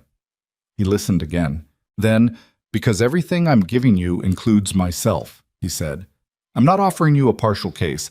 I'm giving you the whole organization, starting from the top. He lowered the phone. Imani was watching him. Micah and Malik were watching him. He looked at his sons, both of them, together, in the flat winter light coming through the Yongsan apartment windows. And he thought about a morning in Mapogu 21 years ago. A kitchen table, a woman annotating a document in red pen at 4 in the morning, and the particular quality of a silence that he had spent 20 years trying to find in every room he'd been in since, and had not found, and was not going to find, and had finally, completely, understood why. We have 2 hours before we need to leave for the Hansung, he said. His voice was even. His hands were steady. His chest felt like something that had been sealed for 20 years had been opened to the winter air, and the cold coming in was neither good nor bad, but simply real. After everything, simply real. Tell me what you need me to do when we walk in, he said to Imani. Tell me exactly. I'll do... It took him exactly 4 minutes to explain to Imani what he needed her to do when they walked into the Hansung. She listened without interrupting. This was something she had always done. The particular quality of attention that does not perform itself, that simply receives fully and processes what it receives before responding. He had forgotten that about her. He had forgotten a great many specific things about her and was now, in the compressed time of a crisis, being reminded of them with the particular sharpness of memories that have been suppressed rather than faded. When he finished, she said, "You're going to stand up in front of all of them." "Yes." "In front of Beck and the board members and the political contacts, all of them." "Yes." "That destroys you." "Yes," he said, "that's the point." She looked at him for a long moment. Then she looked at her sons. Then she looked back at him with the expression of a woman who has spent 20 years building a case for justice and is now being offered something she did not expect and does not entirely know how to receive. Not because it is insufficient, but because it is somehow more than the architecture of her plan required, and the excess of it is difficult. "Okay," she said. Botab. Prosecutor Jiang Min-su was 54 years old and had the specific appearance of a man who has spent his career being underestimated and has learned to use it. He was compact, unremarkable, in the way of good furniture, built for function rather than impression. He arrived at the Yongsan apartment at 6:15 with a junior colleague and a recording device, and he sat across from Dojin and Imani at the kitchen table, and he listened without expression for 40 minutes while the full case was laid out in front of him. At the end of the 40 minutes, he looked at the binders, at Taiwan's files, at the secondary documentation Imani had compiled from the Incheon records, and he was quiet for a moment. Then he said, "You understand that your own exposure in this is significant." "I understand," Dojin said. "You're not walking out of this as the hero who came clean." "I know." Jiang looked at him with the particular gaze of a man who has been lied to by powerful people for 30 years and has developed an instrument for detecting the specific quality of someone who is not lying now. He looked for a long time. "I can open a formal inquiry tonight," he said, "before the gala. It won't be announced. It will be on record, time-stamped. If anything happens at the Hansung, the inquiry predates it and everything presented there becomes evidence in an active investigation rather than allegation." He paused. "That protects the case. It doesn't protect you personally." "It protects them," Dojin said. He did not look at the twins. He did not need to. "That's what it needs to do." Jiang closed the binder. He looked at Imani. "Mrs. Brooks, the documentation you've compiled over 15 years, it's extraordinary work." Imani looked back at him with the expression that was not warmth and not coldness, but the specific expression of someone who has done what needed doing for so long that compliments about it feel like they belong to a different conversation. "It needed to be," she said. "There wasn't going to be a second chance." Thus, they arrived at the Hansung at 7:52, the four of them in Dojin's car. Jinho driving, Dojin in the front, Imani and the twins in the back. The Hansung's entrance was lit in the particular way of Seoul's premium event venues, warm light and dressed staff, and the quiet machinery of an evening designed to make powerful people feel like the world was arranged for their comfort. Vehicles were pulling up in a steady stream. Imani had changed into a deep charcoal dress she had brought in the bag from the Yonhui. The twins were in their suits. Dojin was in the same clothes he had worn that morning and had not changed because there had not been time, and also because the specific quality of his dishevelment, the loosened tie, the absence of the careful presentation he always made in rooms like this, was, he had decided, appropriate. He was not coming to this room as the version of himself that belonged in it. The car stopped. No one moved for a moment. Malik said, from the back seat, "When we go in, whatever happens, you don't stop moving forward." He said it to all of them, to no one specifically. "Whatever she says, whatever they say, you don't stop." Micah said nothing. He was looking out the window at the entrance with the considering expression, working something out, finishing the calculation. Then something in his face settled and he reached for the door handle. They went in. Sarah was at the far end of the main hall when Dojin entered, surrounded by the particular constellation of influence she had spent 20 years assembling. Deputy ministers, the 3 board members who had called Imani's appearance a security event, 2 media figures whose presence was a statement about the narrative she was building. She was in midnight blue, and she was luminous in the particular way of someone who is prepared for a specific performance and is executing it at the highest level of their capability. She saw him the moment he came through the doors. She saw who was with him a half second later. The particular quality of her stillness, the trained, practiced stillness of a woman who has composed herself in difficult moments since she was 18, held for 3 seconds. Then something beneath it shifted, barely visible, the foundation of the performance developing a hairline fracture that would be invisible to anyone who was not watching for it. Dojin was watching for it. He crossed the hall. The room was 300 people, the same class of guest as the engagement ceremony 2 nights ago, the same political and financial weight concentrated in a single space. Conversations were pausing as he crossed. People were noticing Imani. People were noticing the twins. The calculations were starting again. The same calculations that had spread through the ballroom 2 nights ago, but faster this time, sharper, because this time, people had had 48 hours to wonder about what they'd seen. Sarah met him in the center of the room because standing still and waiting would have looked like what it was. Dojin. Her voice was exactly calibrated, warm, firm, the voice of a woman managing a situation. This isn't, I know, he said.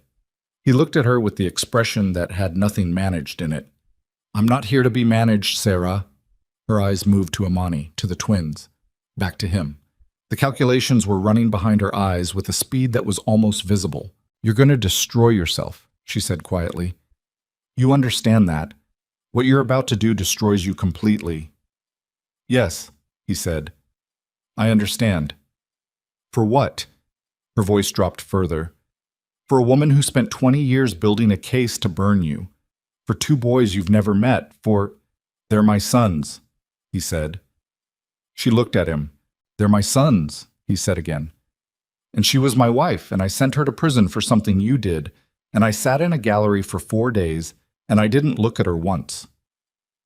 He said it without heat, without the performing quality of a man making a speech.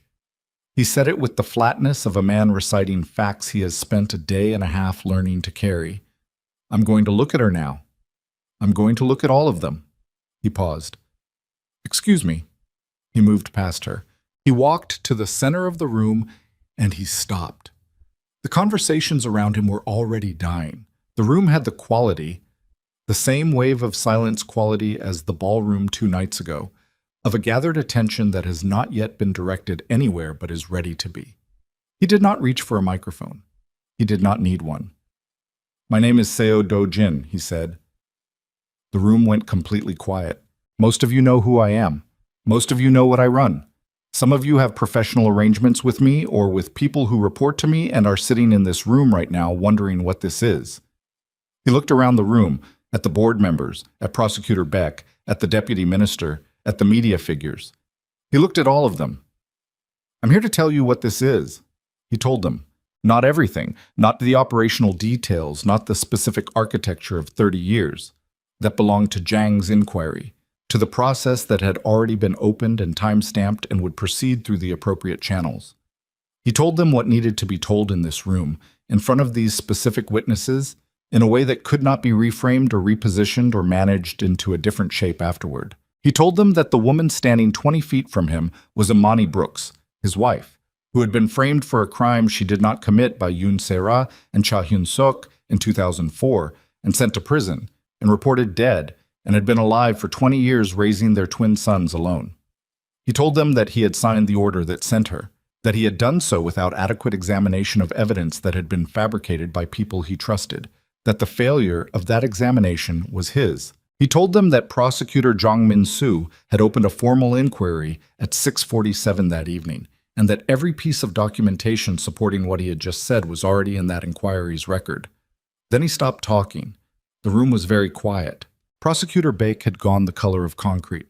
The deputy minister was looking at Sarah. The media figures had their phones out. The board members were looking at each other with the particular expression of people recalculating everything they thought they knew about the foundation of an arrangement they had been part of for years. Sarah had not moved. She stood where Do-jin had left her in the center of the room with her hands at her sides and her face in the composed expression, and for a moment, one moment, the expression held. Then Imani walked to the display screen that the event staff had set up at the front of the room for Sarah's presentation, and she connected her tablet to it, and the first document appeared on the screen, the side-by-side comparison of the original and fabricated financial records, clean and irrefutable in a 3-meter wide projection in front of 300 people. And the composed expression came apart, not loudly. Sarah was not a woman who came apart loudly, but it came apart. Yun Seok was not in the room. He had not appeared. Do-jin had noted his absence when they entered and had understood it as information. Yun Seok had known this was coming, had known before they arrived, which meant his network inside the organization was faster than Do-jin had accounted for. He was somewhere else, doing something else. Do-jin would deal with that later, through channels that were now, for the first time in 30 years, not his own. Imani presented the evidence for 22 minutes. She had been building the presentation for 15 years, and it showed, not in the performance of it, not in any quality of theater or dramatics, but in the complete absence of gaps. Every claim supported, every document sourced, every thread connected to every other thread in a web so thorough that dismantling one piece left the rest intact. She spoke the way she had always worked, with the focused precision of someone who understood that the strength of a structure was in its joints, and who had made every joint in this one load-bearing. When she finished, the room was different from the room it had been 22 minutes earlier, in the way that rooms are different when something has occurred in them that cannot be reversed. Prosecutor Baek left without speaking to anyone. 2 of the 3 board members left together, their phones already at their ears. The deputy minister sat down. The media figures did not leave. Sarah was taken into custody the following morning at her apartment in Cheongdam-dong by investigators working under Jang's inquiry. She said nothing when they arrived. She asked for her attorney.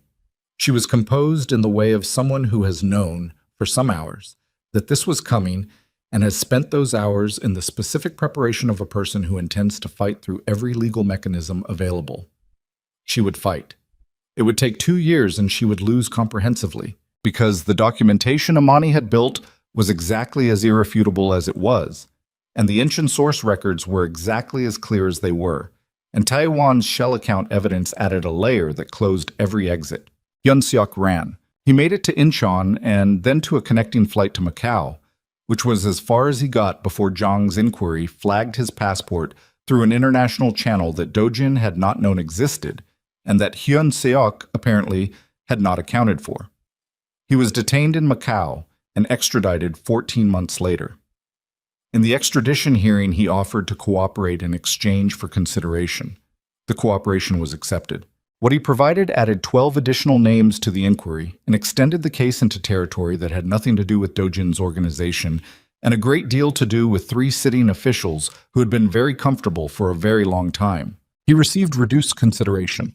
He did not receive freedom. Do-jin cooperated fully. The inquiry took 26 months.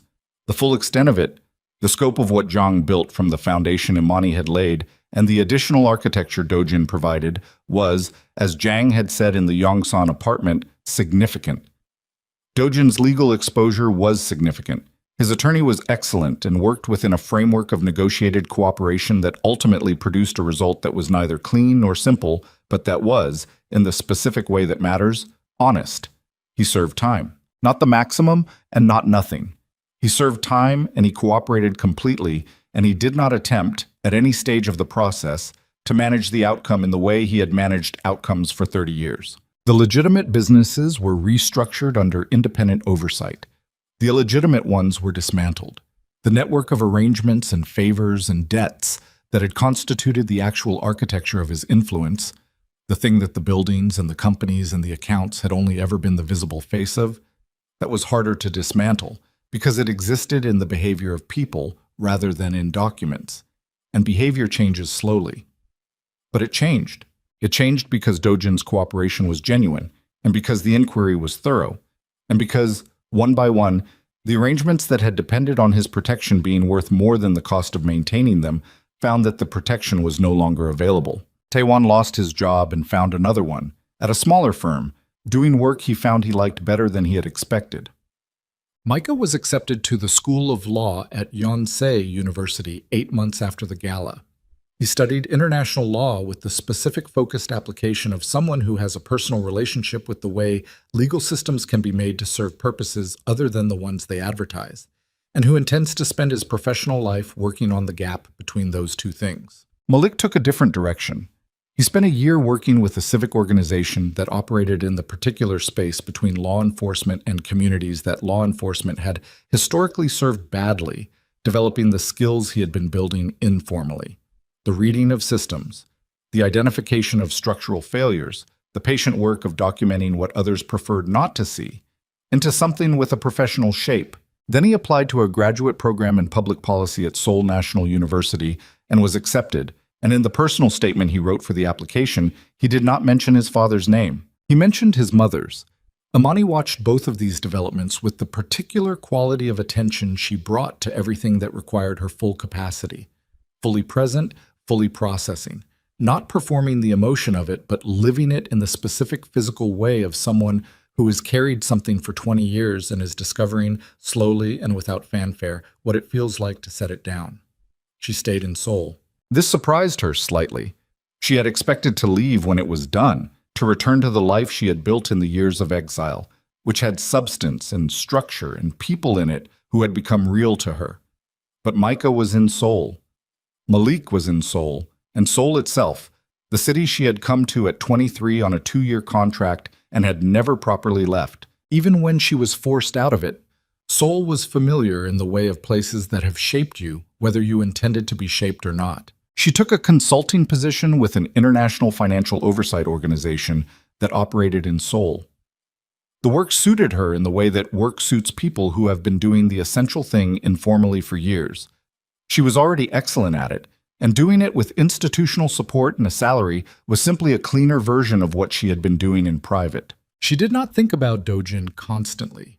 She had spent 20 years thinking about him, or rather, about what he had done, which was not the same thing, but had occupied some of the same internal space. And she found that when the case was closed and the inquiry was over, and the sentences were handed down, the space that had been occupied by those thoughts did not immediately fill with something else. It was simply empty for a while. She allowed it to be empty. She had earned the emptiness. Va? Dojin served his time. He came out thinner and quieter, which was not possible, or so people who had known him would have said, but it was true. The particular quality of controlled performance, the 30 years of maintaining the surface of a man who held everything and showed nothing, had not survived the process intact. What was underneath was not softer exactly. It was more direct. He had spent enough time in enough rooms with enough legal machinery examining every decision he had made for 30 years that there was no longer sufficient energy available for the performance. He did not return to business. He did not attempt to rebuild. He had a small apartment in Mapogu. Not the same building, but the same neighborhood, which was either sentimental or simply practical, and he had stopped trying to determine which.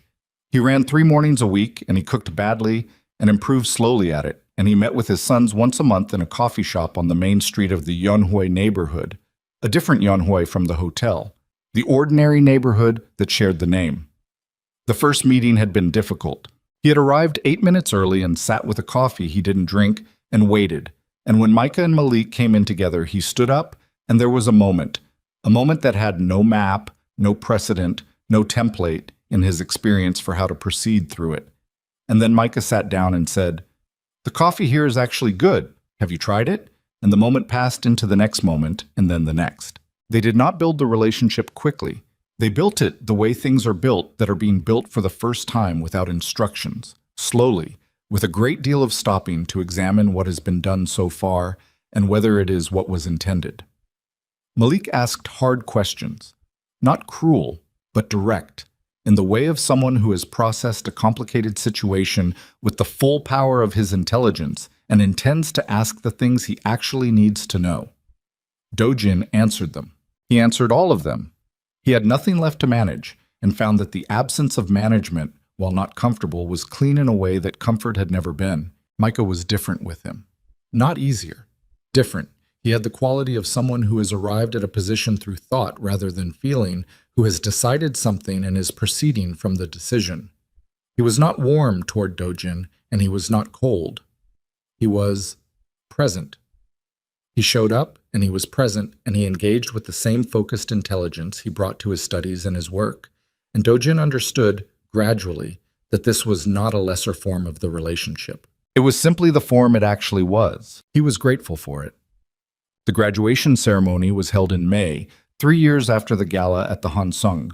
Yonsei's law school held its ceremony on the main campus, under a sky that had been gray all morning and cleared by 11 into the particular blue of a Seoul spring day, sharp and high and clean, the kind of sky that makes the city look like it has been recently washed. Imani was there. She had taken a seat on the left side of the hall, in the middle row, with the straightforward economy of someone who has learned not to occupy more or less space than is appropriate.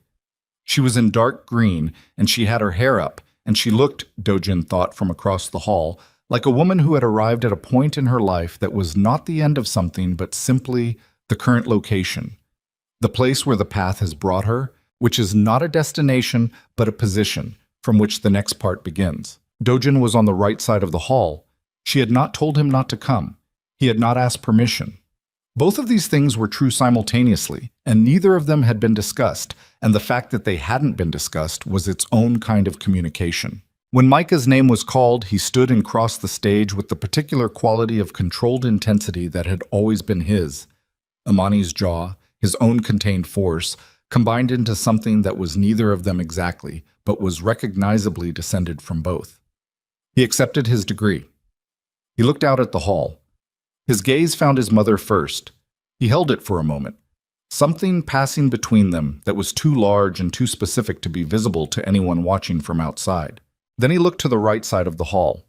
He found his father. He held that gaze too. Then he walked off the stage. Later, outside in this courtyard where families had gathered in the post-ceremony dispersal, Dojin found himself standing 12 feet from Imani for the first time since the night at the Hansung. They had communicated through the boys, through Zhang's process, through the specific necessary channels of people who are connected by the most significant events of their lives and are navigating the question of what that connection means now that those events are concluded. She looked at him. He had aged. She had aged. They were both standing in the courtyard of a law school in Seoul in May, watching their sons be photographed by someone's phone. And they were both older than they had been, and both present in the world in ways that they had not been on the morning in Mapogu 22 years ago when everything had been simple in the way of things that are about to become permanently complicated. He was good up there, Dojin said. He was, Imani said. A pause. Not uncomfortable. The pause of two people who have run out of the kind of conversation that requires effort and are existing in the space where that kind of conversation used to be. Malik's program ends in December, she said. I know, he told me. She looked at him. He told you. We talk, Dojin said. Once a month. He tells me things. He stopped. I listen. She was quiet for a moment. That's what he needed, she said finally. Someone to listen. He's always been the one doing the watching, the monitoring, the keeping track of things. A pause. He needed someone who would let him put it down for a while. Dojin said nothing. I'm not going to tell you it's enough, Imani said. What you've done, the cooperation, the time. I'm not going to tell you it makes it even or that it fixes it. It doesn't. She looked at him steadily. 20 years happened. They happened to me and they happened to them, and none of what you've done in the past 3 years reaches back and changes that. I know, he said. But she said and stopped. He waited. But they call you, she said. Both of them. They call you and they meet you, and when Micah had that arbitration clinic last fall that went badly, the first person he called was you. She looked away briefly toward where the twins were standing together accepting congratulations from a group of classmates. I don't know what to do with that entirely. I've been trying to figure out what to do with it. She paused. But it's real. Whatever it is, it's real. Dojin looked at his sons across the courtyard. Micah was laughing at something one of his classmates had said. The laugh of someone who is genuinely amused, who is present in the moment, who has constructed a life that contains the capacity for uncomplicated laughter in May sunlight. Malik was listening to someone with the watchful attention that would never entirely leave his face, and even as he watched, Dojin could see him beginning to respond, leaning forward slightly, engaged, the watchfulness shifting into something more active. They were whole.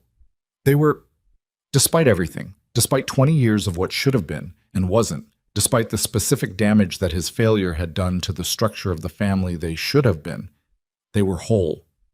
They had been made whole by the woman standing 12 feet from him in dark green, by 15 years of patient case building and a prison escape, and 1,000 decisions made in service of keeping them alive and intact, and they were whole. He was not going to cry in this courtyard. He was, after all, who he was. But something in his chest, the place where the sealed thing had been, the thing he had opened to the winter air in the Yongsan apartment and had not been able to close again, something in that place moved. "Imani," he said. She looked at him. "I'm not going to ask you for anything," he said. "I want you to know that I'm not. What I did cannot be answered by anything I do now. I understand that." He held her gaze. "But I'm grateful for this." He gestured slightly toward the courtyard, toward the twins, toward the May sky. "For all of it. That they exist. That you brought them here. That you let me—" He stopped. "That you let me be in this courtyard." She looked at him for a long moment. The courtyard was full of the ordinary sound of a graduation day. Voices, phones, the movement of families rearranging themselves for photographs, the ambient warmth of an occasion designed for public happiness. Ordinary machinery, the kind that continues whether or not the people inside it have just said something that costs them everything available. "They brought themselves here," she said finally. "I kept them alive. They built who they are." A pause. "You should tell them that. Not me." He nodded. Across this courtyard, Micah had seen them standing together, and his expression, briefly, quickly controlled, had moved through something that Dojin could not fully read, but that he thought, with the specific humility of a man who has learned to read less than he once believed he could, was not displeasure. Malik was already walking toward them. He came across the courtyard with the deliberate loose stride of someone who has decided to close a distance, and is not in a hurry because the distance is already being closed. He stopped between them, equidistant, which may have been deliberate or may have simply been where the path brought him, and looked at his mother and then at his father. "We're going to dinner," he said. "There's a place in Mapogu that Micah wants to try. It's too far to walk." He looked at Dojin. "You can come if you want." Dojin looked at his son, then he looked at Imani. She was looking at Malik with the expression, the one that had no carefulness in it, no management, no performance of anything. And then she looked at Dojin, and the look was not forgiveness and not invitation, and not the closing of a distance that had been built over 20 years of damage. It was something simpler than any of those things. It was simply the look of a woman who has arrived at the current location on the path, which is not a destination but a position, and is indicating, without drama and without promise, that there is room here, just now. Dojin said, "Yes." Micah arrived at his brother's shoulder. He looked at all three of them, the particular triangle of it, the four of them standing in a May courtyard in Seoul with the clean spring sky above them, and something in his face settled into the quiet satisfaction of a calculation that has finally returned the right answer. "Good," he said. "Let's go." They walked out of the courtyard together. Not in the arrangement of a restored family. Nothing so clean as that, nothing so simple. In the arrangement of four people who share damage and blood and 20 years of a distance that is closing, slowly, without guarantee, in the only direction available. Forward. The city received them the way cities receive everyone who moves through them, without ceremony, without judgment, with the total indifference of a thing that has been in motion longer than any of them and will be in motion long after. Seoul in May. Traffic and light, and the smell of something cooking from a window somewhere above the street. They walked into it. And the story, which had never been about empire or revenge or the particular drama of powerful people destroying each other, which had always, underneath all of that, been about two boys in a hotel room choosing whether to open a door, came to rest here, in this ordinary street, in this ordinary light, with nothing resolved except the thing that actually needed resolving. They were together. After everything, they were together.